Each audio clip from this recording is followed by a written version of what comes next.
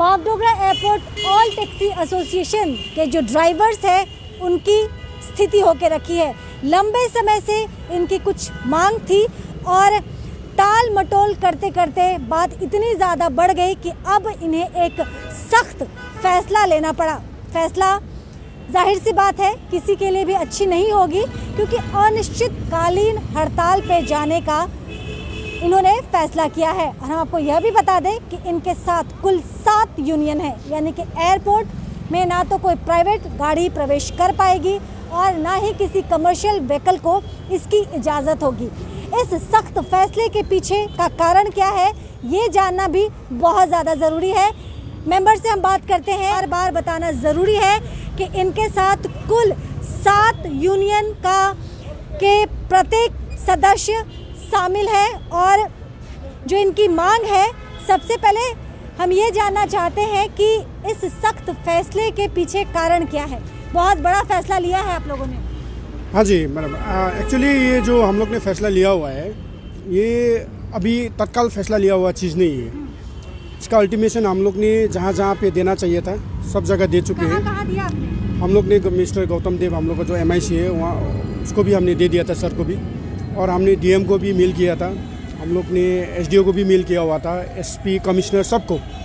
और ये हम लोग ने मीटिंग भी हुआ था हम लोग का, तो गौतम देव साहब के सर के साथ में जो हम लोग का कंडीशन, टर्म्स एंड कंडीशंस है वो हम लोग ने वहाँ पे दे दिया था सर। हम चाहते हैं कि टर्म्स कंडीशन क्या है आपकी, क्या ऐसी शर्त है जिस पे अभी तक सुनवाई नहीं हो पाई? क्या वो कुछ असंवैधानिक टर्म्स कंडीशन रखे आपने? नहीं, जो हम लोग के साथ में हो रहा है, जैसे कि मान लीजिएगा जो लॉकडाउन गया 6 महीने का, उस टाइम में हम लोग का गाड़ी वाड़ी तो कुछ चला नहीं था, ड्राइवर लोग सब भुखमरी प्रॉब्लम हो गया था, सबको प्रॉब्लम हुआ था उस टाइम में। लेकिन हम लोग का मेन चीज़ क्या था कि उस टाइम में हम लोग को जो गवर्नमेंट की तरफ से जो हेल्प होना चाहिए था वो नहीं हुआ। जैसे कि मान लीजिएगा ये टैक्स का जो वेव ऑफ के लिए हम लोग ने जो रिक्वेस्ट किया हुआ है, ये 2 क्वार्टर्स का ये टैक्स वेव ऑफ है, वो हम लोग ने उसमें हम लोग का डिमांड में रखा हुआ है। और सेकेंड थिंग क्या है कि हम लोग का जो रेट चार्ट है, जो अभी गाड़ी का रेट का जो चार्ट है वो 2011 से जो रेट चार्ट है वही रेट चार्ट में अभी तक चल रहा है। रेट चार्ट कौन तय करता है? ये आपका RTO वगैरह वो जो है हाई जो बैठा हुआ है वो लोग करते हैं ना, वो तो सबको पता है ये चीज़। और इसमें क्या है कि अभी तक हम लोग का वो रेट चार्ट में 2250 में जो है हम लोग का वही चल रहा है अभी तक। वैसे अभी देखिए सब चीज़ का महंगा हो गया है अभी से। हाँ, और दूसरा चीज़ है हम लोग का जो हैरेसमेंट, रास्ते में जो हैरेसमेंट होता है, जो हम लोग का टैक्सी चालक ड्राइवर्स को जो जितना हैरेसमेंट हो रहा है वो हैरेसमेंट भी नहीं होना चाहिए। किस तरह की हैरेसमेंट हो रही है? जैसे कि अब पुलिस लोग हम लोग को पकड़ता है रास्ते में, कितना चेकिंग होता है। इधर से हम लोग सिलगुड़ी पहुंचने के लिए 2 बार रास्ते में गाड़ी रुकता है, उधर पे हम लोग का पुलिस के साथ में हम लोग का होता है उधर पे थोड़ा डिबेट, और ये सब चलता रहता है पूरा रूट में, ये समस्या है हम लोग का।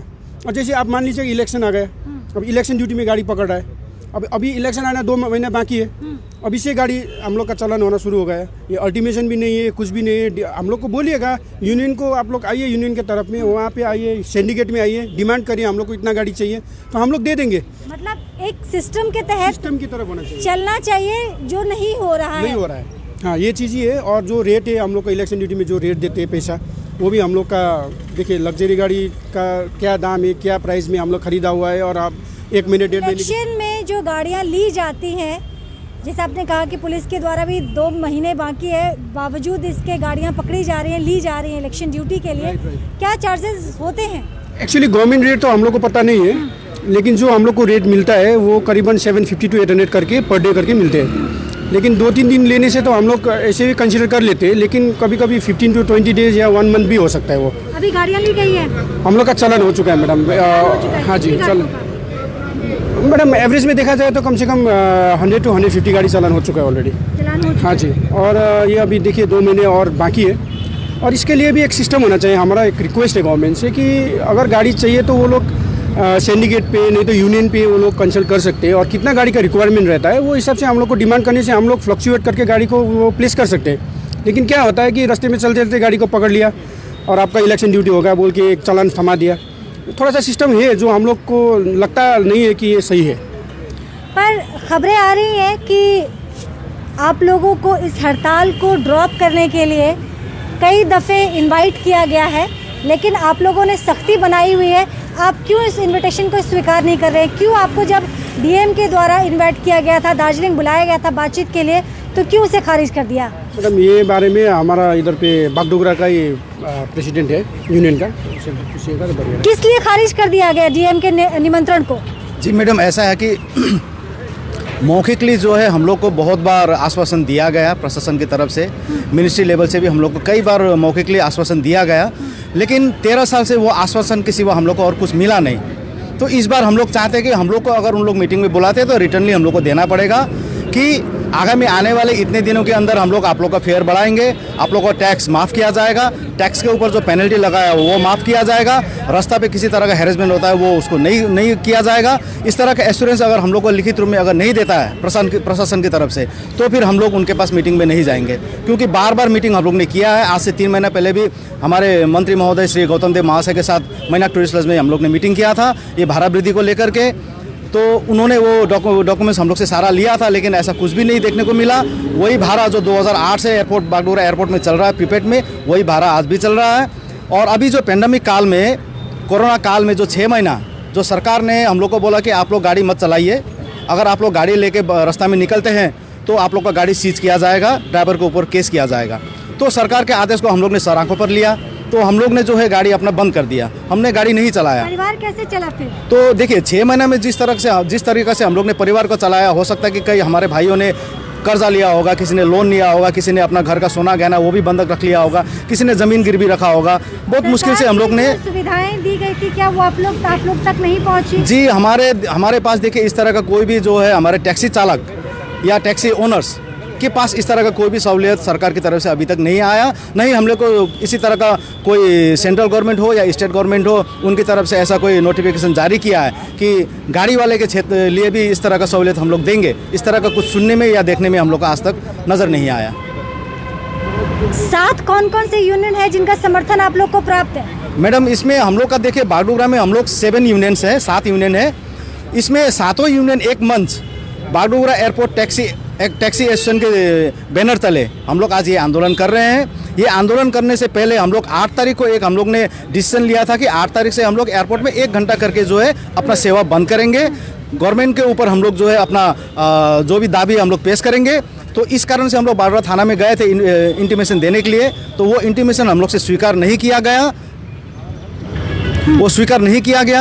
हम लोग को रिटर्न कर दिया गया कुछ ऑफिशियल रीजन बता के। फिर हम लोग ने उस इंटीमेशन को नया तरीका से तैयार करके फिर उस 8 तारीख का जो प्रोग्राम था उस प्रोग्राम को कैंसिल करके हम लोग ने उस प्रोग्राम को 12 तारीख से करने के लिए हम लोग ने फिर नया तरीका से इंटीमेशन बना के गया था। वो भी स्वीकार नहीं किया गया, उसमें भी कई सारी कमियाँ देखा करके हम लोग को रिटर्न किया गया।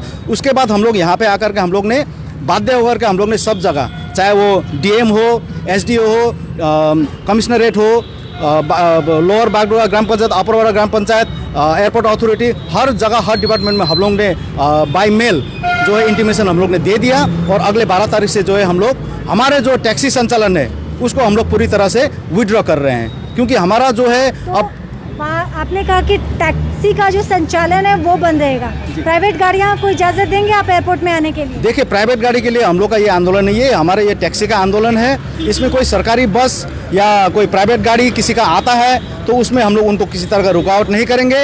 जो भी हमारे पास आपके सदस्य से जो खबरें आ रही थी, दफ्तर में भी हम गए थे, उनका यही कहना है कि एयरपोर्ट के अंदर ना ही प्राइवेट गाड़ी को जाने दिया जाएगा और ना ही कमर्शियल व्हीकल को, लेकिन जो पैसेंजर होंगे उन्हें रोड तक, हाईवे तक आने की इजाज़त देंगे वो, और उनकी मदद भी करेंगे।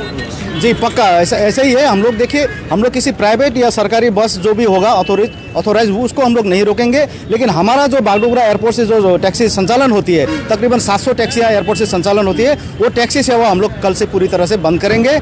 इसमें जो भी टूरिस्ट को किसी तरह का कोई प्रॉब्लम होता है, किसी को कोई असुविधा होता है, तो उसके लिए हम लोग क्षमा प्रार्थी है, उनसे हम लोग क्षमा मांगेंगे आप लोग के लिए। लेकिन सिर्फ क्षमा मांगने से आपको क्या लगता है, आपके और प्रशासन के बीच में जो नाराज़गी चल रही है उससे आम जनता को या फिर वो टूरिस्ट जो बाहर किसी राज्य से आ रहे हैं या किसी मुल्क से आ रहे हैं, वहाँ पे आप क्या इमेज बनाएंगे और उनका नुकसान करना किस हद तक सही रहेगा? ये मैडम बिल्कुल सही नहीं है। हम लोग ये इसको जानबूझ के हम लोग नहीं कर रहे हैं, क्योंकि ये लड़ाई हम लोग पिछले 13 साल से कर रहे हैं ना। करते करते करते करते हम लोग थक गया, हर जगह गया, जहाँ जहाँ बुलाया, जहाँ जहाँ जो भी देने के लिए बोला सब कुछ किया। करने के बावजूद भी जब रिजल्ट कुछ नहीं मिला तो आज हम लोग बाध्य होकर के ये सातों यूनियन एक मंच में उतर करके, इसमें सिर्फ हमारे बागडोगरा की नहीं है, हमारे सिलगुड़ी लग्जरी एसोसिएशन का भाई लोग भी आया हुआ है, उन लोग भी हम लोग को समर्थन दे रहे हैं। इसी तरह से हम लोग ने दार्जिलिंग, गैंगटॉक, करसेंग, मिरिक, कालिम्पोंग, जयगांव, हर जगह एनजीपी वगैरह में हम लोग ने उनको हम लोग ने बता दिया, उन लोग भी अपना सेवा। सिक्किम राज्य भी है जो एयरपोर्ट आते हैं, बड़ी तादाद में टूरिस्ट भी आते हैं, एयरपोर्ट से उनका आना जाना लगा रहता है। सिक्किम की गाड़ियों का क्या होगा? जी, उनको हम लोग आने में किसी तरह का असुविधा नहीं करेंगे, उन लोग ड्रॉप कर सकता है आकर के, लेकिन जाते समय हम लोग यहाँ से किसी तरह का सवारी उनको लेने नहीं देंगे। टूरिस्ट, हाँ, उनको पक्का असुविधा होगा, इसके लिए हम खेद प्रकट करते हैं। उनको थोड़ा सा पैदल आकर के हाईवे तक आना पड़ेगा, वहाँ से आपको सरकारी बस मिल जाएगी, उससे आप लोग अपना जहाँ भी जाना होगा अपने डेस्टिनेशन पे जा सकते हैं। अभी बड़े अधिकारियों का लगातार दौर जारी है बातचीत का, कोई निष्कर्ष निकला है? जी, अभी तक ऐसा के अधिकारी भी ऑफिस में हैं? जी, अभी कुछ देर पहले भी आई थी और कल भी आए थे।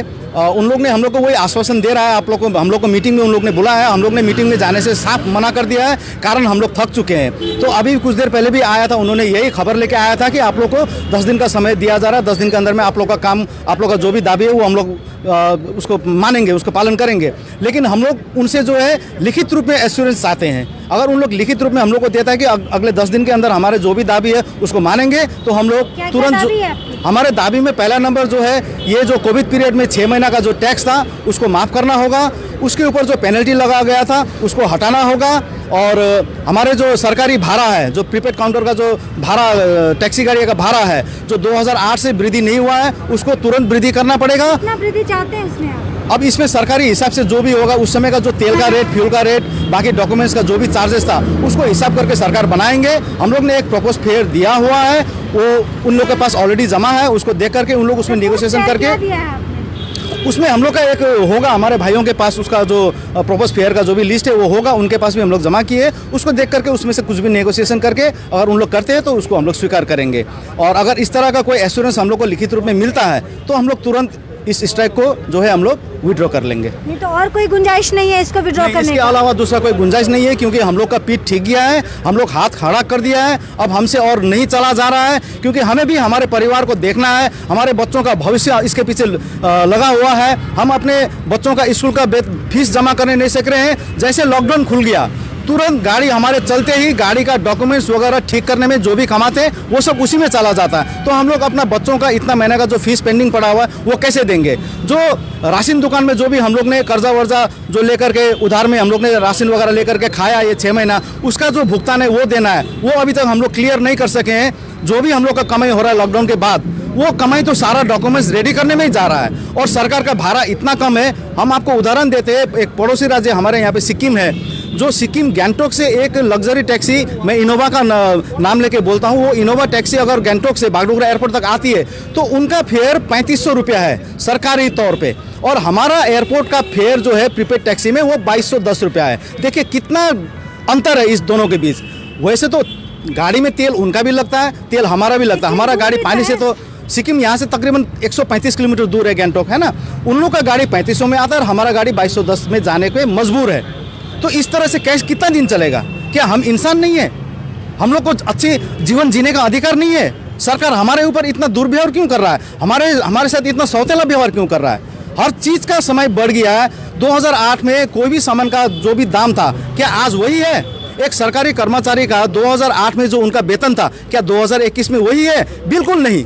आप सभी को पता होगा, कुछ दिन पहले ही हम लोग ने देखा कि जो सामान का भाव था आसमान छू गया था, लेकिन हमारा भारत ज्यों का त्यों पड़ा हुआ है। तो हम लोग अगर कमाएंगे नहीं तो वो सामान, इतना बड़ा हुआ सामान को हम लोग लेंगे कैसे, खरीदेंगे कैसे, और हमने अपने बच्चों का भविष्य कैसे, उससे सेवा आगे उनको कैसे देखेंगे, हमारे फैमिली का मेंटेनेंस हम लोग कैसे करेंगे? क्या नाम है आपका? जी, मेरा नाम सुनील गुरुंग है। मैं Bagdogra district drivers and helpers union INTUC का जनरल सेक्रेटरी, और मेरे साथ यहाँ पे और भी 7 संगठन है, जिसमें C2, INTTUC, BJP, driver welfare, owners welfare, इस तरह से 7 यूनियन हमारे साथ। जब आपका ड्राइवर एसोसिएशन है और बाहर ड्राइवरों के हित की हो रही है, तो इसमें सीटू और भारतीय जनता पार्टी, ये जो दो पॉलिटिकल राजनीतिक पार्टी का नाम आपने लिया, कहीं ये राजनीति से उत्पन्न तो नहीं है? नहीं, ऐसा कुछ भी नहीं है मैडम। इसमें देखिए रूलिंग पार्टी का भी जो INTTUC जो है वो तृणमूल का एक ब्रांच है, वो भी हमारे साथ है, क्योंकि ये हक का लड़ाई है, ये पेट का लड़ाई है, ये हमारे रोजी रोटी का सवाल है। इसमें किसी तरह का कोई राजनीति नहीं है। कोई राजनीति नहीं है।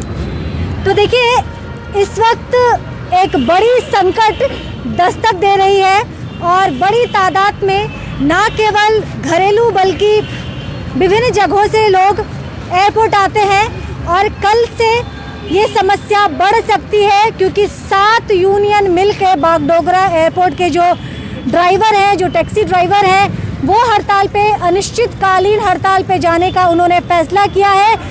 लगभग 13 साल की अवधि थी जो बातचीत के नाम पे टाल मटोल करता गया, लगातार गुजरता गया।